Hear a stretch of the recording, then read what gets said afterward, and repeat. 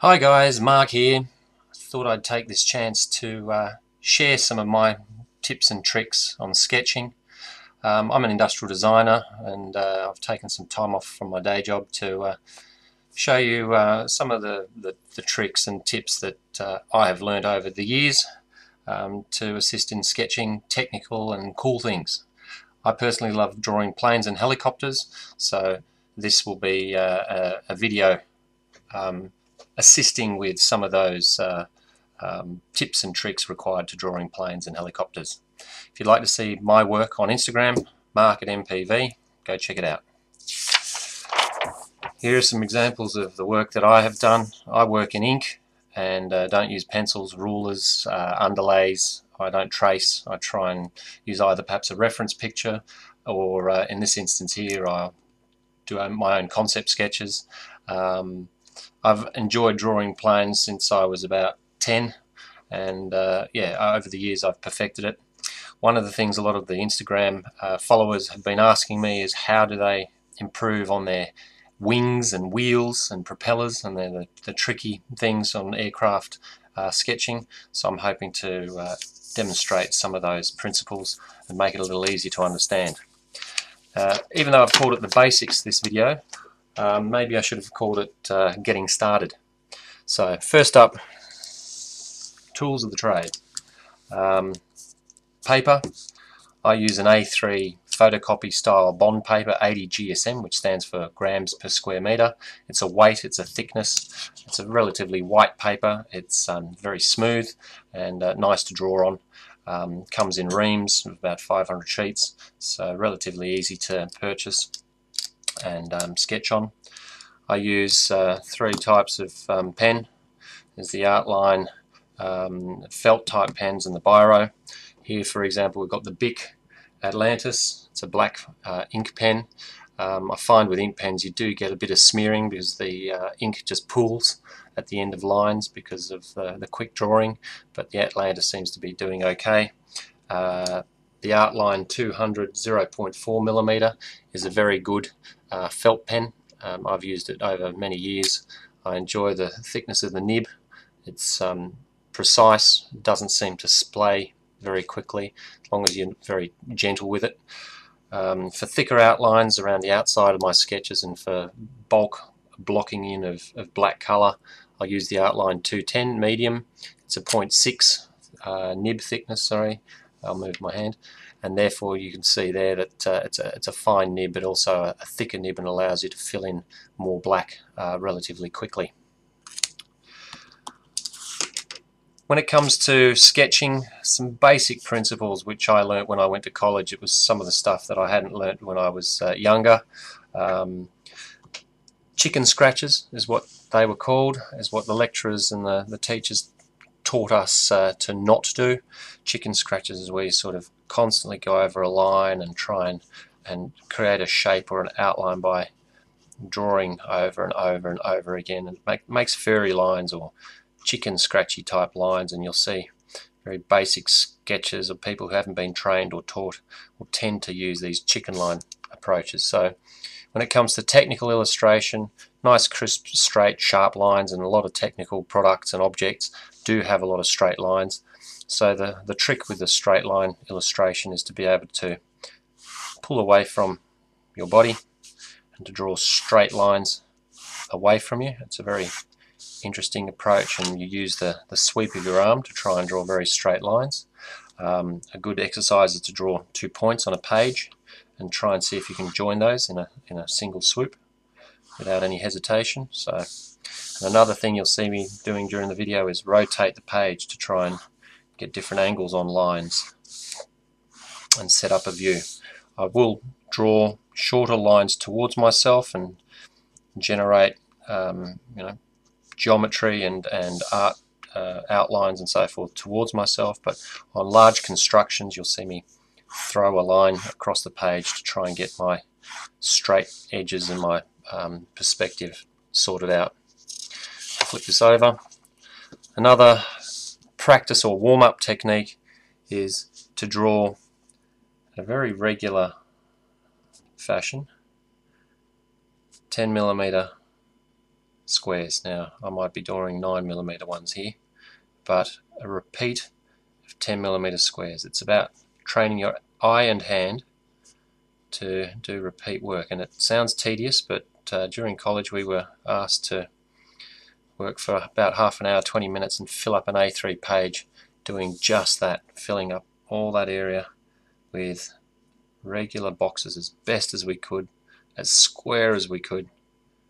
And you'll see that I don't do the box by tracing it around in a clockwise or anti-clockwise. I actually build it up with lines in different directions. So that was one exercise. Another exercise was circles, to draw circles, a repeat of circles, and trying to be as round as we could, as regular as we could. The same could go for triangles. So your basic geometric shapes, repeat those on a page. Good warm-up exercise, a good way to train the eye, get some of those shapes out.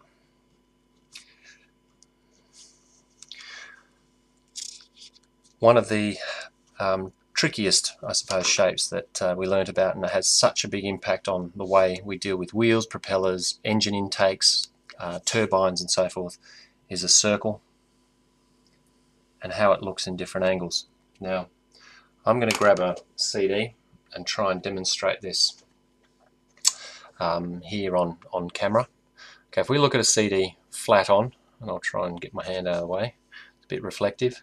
If we look at a CD flat on, it's fairly much a circle. The moment I tip the CD away from myself, it's kept its width, but it's changed to an ellipse. So the shape has now become an ellipse. And as I twist it even more, the ellipse gets narrower and narrower till it becomes a line. So as we tip a circle, I think that's probably the best angle there, you can see that that shape from a pure round will become an ellipse, a pure ellipse, and as it gets shallower and shallower, it becomes flat. So in terms of sketching, we draw a circle and we tip it in a horizontal view, or a horizontal plane, sorry. We keep the same width, but that circle now gets flatter. And again, narrower as we tip it more and more. I've made it a bit too narrow here in my sketch, so I'll go out the outline to the point where we're nearly dead flat. Now this, for example, or this approach, for example, on a wing of an aircraft, if we were to draw, say, the wing of an aircraft here, if we look at this in a horizontal plane, you could imagine that the decal or the logo of a P-51 Mustang, it would have a circle on that wing with a star, say, drawn on that surface. So we could have the star. Oops. Made a mess of it. So we fill in the background. You can see that that circle is actually a flat or a dropped ellipse.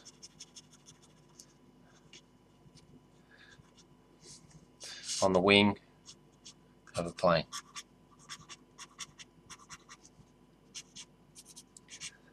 And if we were to draw a rocket off on the front leading edge, we have a strut holding, or equipment point holding a rocket.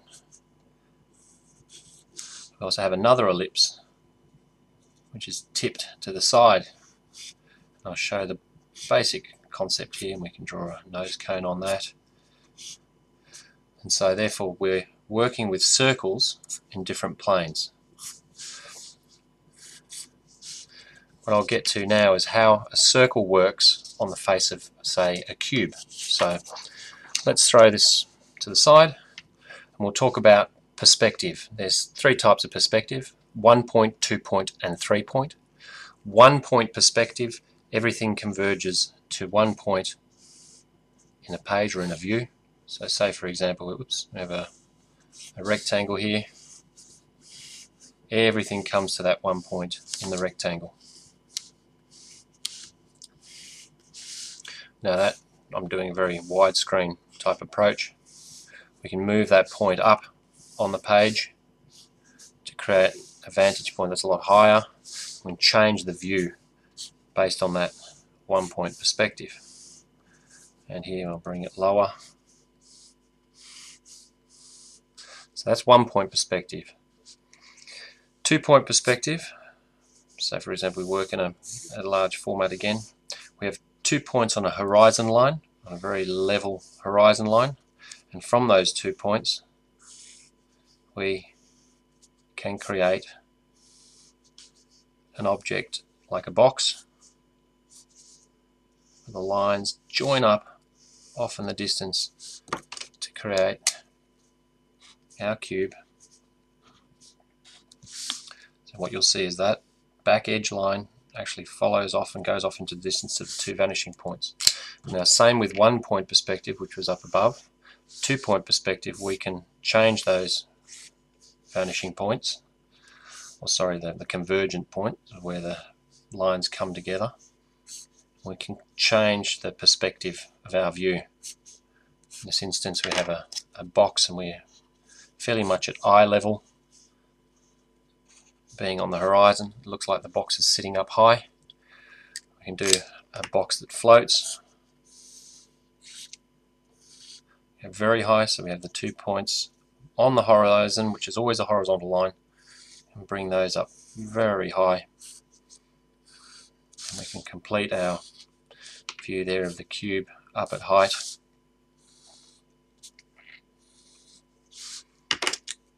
You'll see I'll use my fat black pen here to give the outline. And it defines the way we look at that particular view. Now with the 1 point perspective, things like a tunnel off in the distance, telegraph poles on the side of a railway line, the rails coming towards us,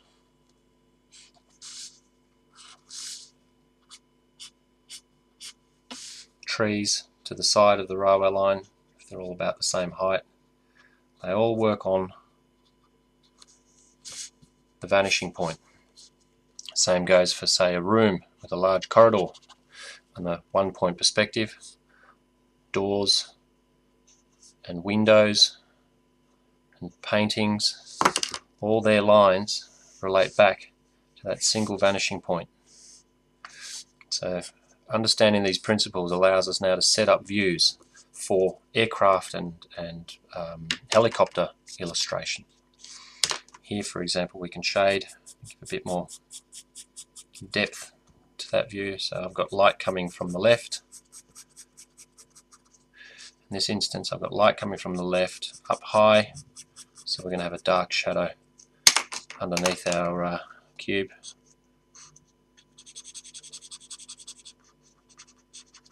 So that's the sort of approach we've got. So we've got 1 point perspective up the top where everything converges to 1 point, and 2 point down the bottom.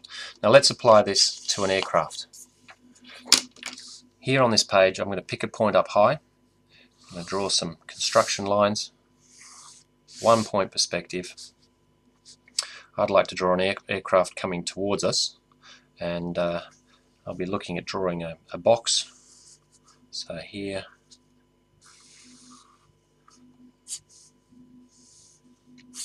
fairly wide-nosed object.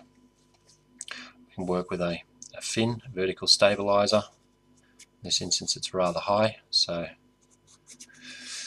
the rear horizontal stabilizers we set up, and what will happen is the angle, if they're square cut wings, the angle at the rear will match or line up with that 1 point perspective vanishing point. So here you can bring those forward a little bit, put a bit of taper on them.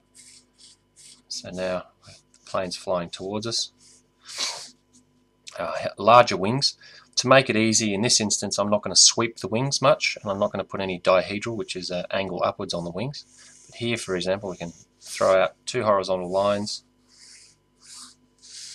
and you'll notice if it's a square cut wingtip, it's all based on our vanishing point, 1 point vanishing point. That line converges back to there, so that's where that wingtip ends up. We can bring those forward at a bit of an angle just to make it look a bit more realistic. And we can outline this with a thicker outline so we get a very crisp wing.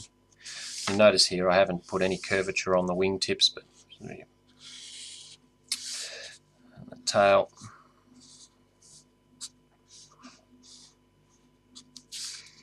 The vertical stabilizer. Now here is where we can start to shape the aircraft. Say for example we wanted a pointy nose, we could flick this around to a pointy nose depending on the geometry that we're after. If we wanted a round radial engine, we can draw a large circle in here. It will define the nose of our aircraft. Now the interesting thing is, say for example we were to do rockets on the equipment hanging off the wings. Again, those straight lines will line up with our vanishing point. So the angle of those lines goes straight back to our vanishing point, which is here up on the tip of the tail. I've just chosen that point here. It's not necessary to, base it exactly on this point, but I've chosen that particular vanishing point. And here we have our circle. Do a very basic because we're looking at the circle face on. Cockpit, I'm going to work on some struts or reinforcing bars in the front windshield. The body is going to have a bit of curvature to it, so I will nominate a bit of curvature there. The side struts, and then we'll have a bit of a bubble canopy, and it sort of wraps around the back of the aircraft like so. Now we can tuck, we can get some curvature happening a bit into the body of the aircraft. So here, bring that around.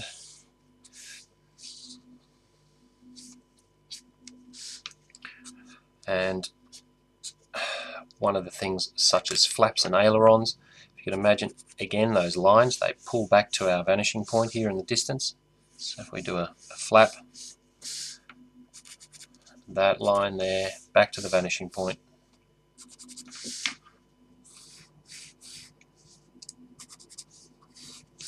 Back to the vanishing point, same with the ailerons.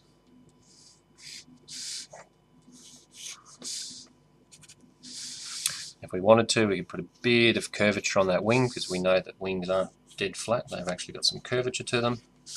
And so now it's a matter of creating some shading. So if I've got light coming from the left, I'll put a bit of a creative shadow over the left wing, because it's not quite throwing shadow totally over the whole of the horizontal stabilizer. We've got some hatching down the side here, body of the aircraft. I haven't done anything with the nose, but say for example we do the cowling, large radial engine on this particular aircraft. So throw a circle in there, nice big circle. This is where all that practice comes in, training. We throw a spinner, bring that forward and bring it to a point, because it's a pointier object here. Throw a bit of shading on it, give it a bit of curvature, shadow. More shading down in underneath, shading across on the wing. Throw a bit of shadow in underneath that wingtip. This area here would be fully black because it's in shade, it's fully blocked out by the light. Canopy, darkness. So we're on the far side of the aircraft there. So you start to see how I build up the geometry there based on the principles of vanishing point. So that's one point perspective. So we throw in some radial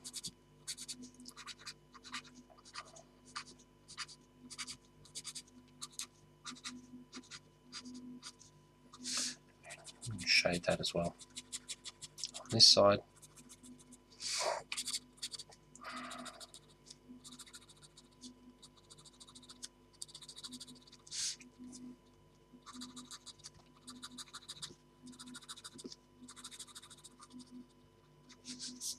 So essentially, one point perspective gives us an opportunity to set up a view. We know the rules of the vanishing point, where our lines converge and join up, and that dictates the shape and the form of our plane.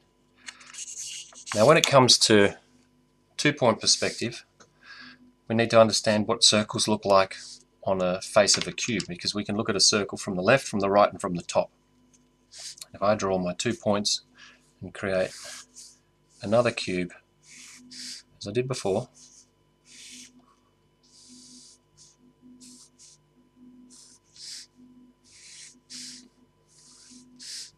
oops, on a thick outline, I'll just cheat that one there. So placing that disc that we talked about before, the ellipse, our circle, so if we have a circle about this size that we want to place on these three faces to get a feel of what angle they're going to be at when looked at on this cube. On the top face, the ellipse becomes very flat. So we can say the circle gets divided into quadrants. In an elliptical shape, those quadrants become a major and a minor axis. In this instance, that's the major axis and that's the minor axis. So you can see the quadrant. Here on this top face, you got the minor axis and the major axis of the circle. So you get an ellipse fitting in like so. On the sides, that ellipse changes angle. It isn't just a vertical ellipse, it actually fits in on the diagonal, and all the points of the ellipse touch at the quadrants of the cube. So we have our major axis, which is through here, and the minor axis is through there.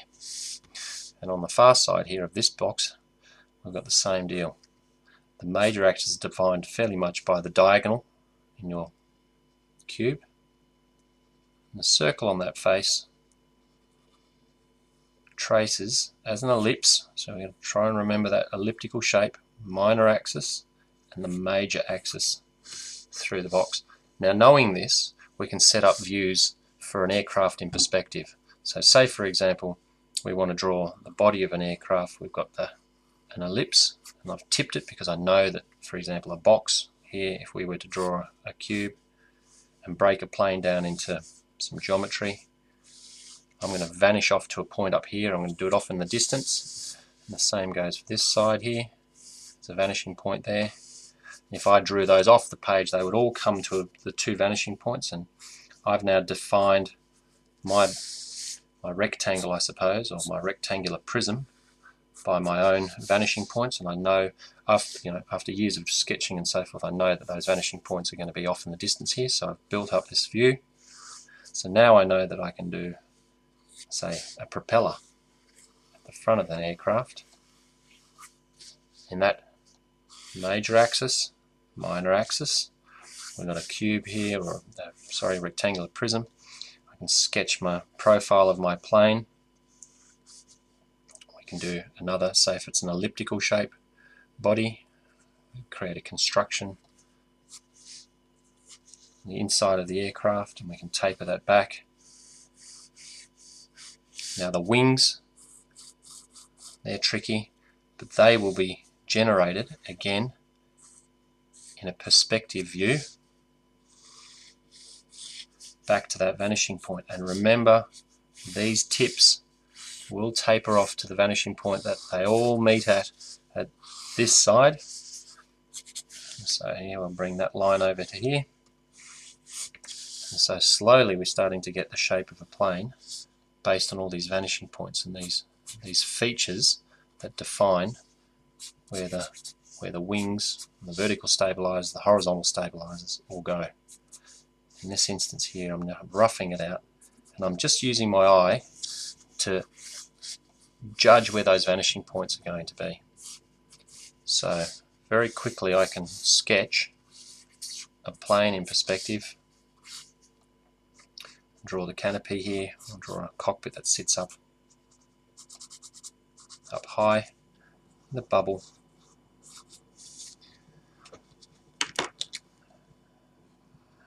and now I can start to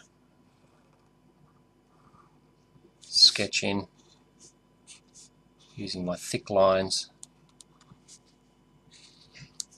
the shape of this plane.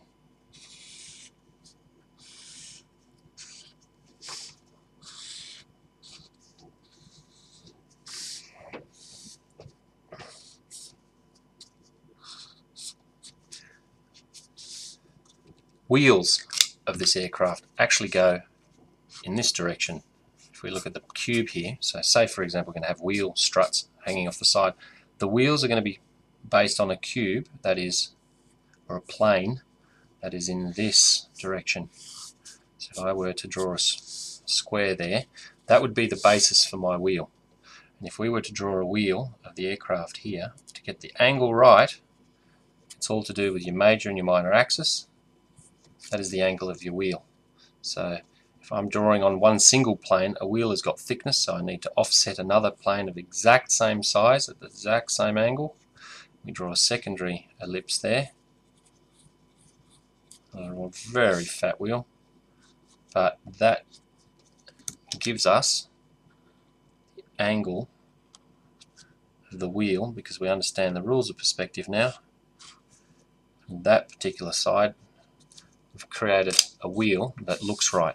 If we wanted to do a round logo on the side of the body, now that's tricky because we've got a curvature to the body of the aircraft, but now knowing still the principles of perspective, we can draw a major axis and the minor axis through there. We can repeat that in a smaller circle.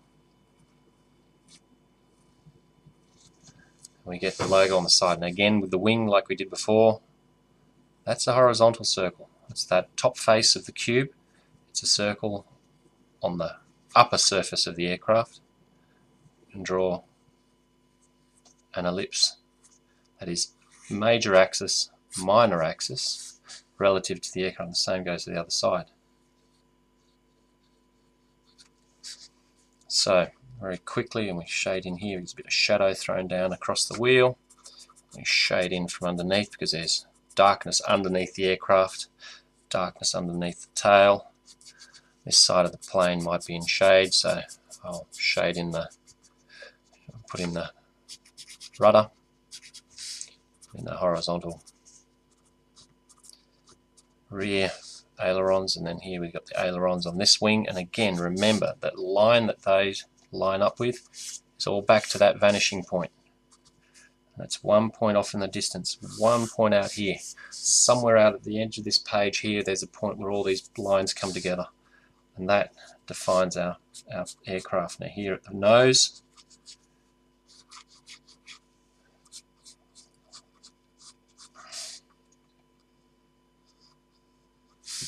we can tuck that away. So here, I'll come up a bit steeper and we'll thicken that up, really black. Really black opening there on the under nose, and we've got a spinner at the front of the plane.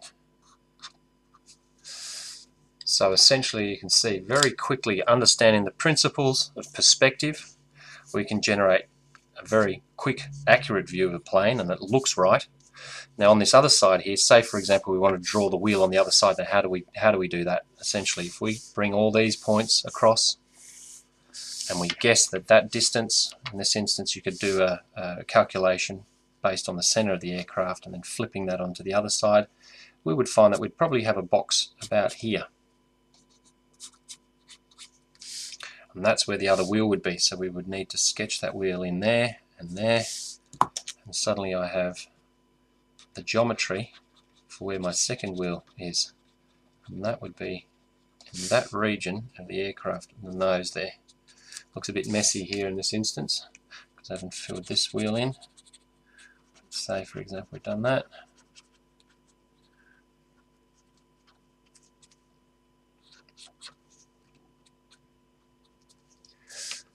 We've got a plane, and the same goes with the tail wheel. What do? We draw a small box again in this plane. It's the direction in which that wheel would be projected if we were to do a side view. And that wheel is tipped, major axis, minor axis. You've got that wheel tipped there. We'll thicken it up. So draw the other side of it. And there we have it, fairly much the principles behind sketching a plane in perspective. Now, for example, if you wanted to make the wings like the wings of a Spitfire, which is very elliptical wing tips, it means we'd be looking at this circle again, and we would create a circular type shape on the wingtip. So now suddenly we can get rounded wingtips, and this circle here is essentially major and minor axis, which is the top face of our cube because it's the top surface of our object. We can now get those wingtips looking right, and the same goes for the tail. Those elliptical shapes fit in there. If you wanted to do it for the fin, make that fin rounder, that's where we fit in a circle or an ellipse there. So suddenly we've got rounded geometry on our aircraft. So basic principles, basic approach.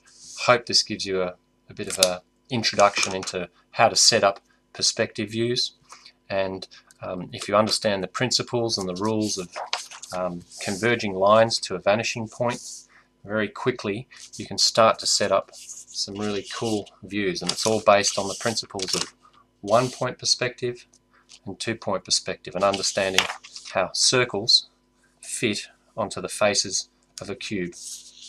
Hope you've enjoyed the video, and I hope it's helpful to my viewers, and I'd love to hear your feedback. Thanks very much for watching.